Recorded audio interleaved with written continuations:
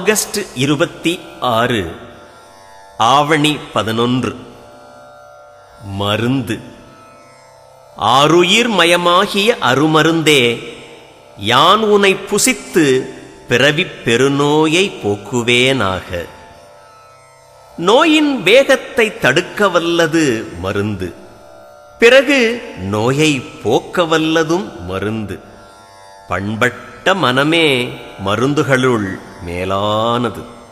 அந்த மனத்தை தெய்வத்துக்கு உரியதாக்கி விட்டால் மனிதன் கேடு இல்லாதவனாகி விடுகிறான்.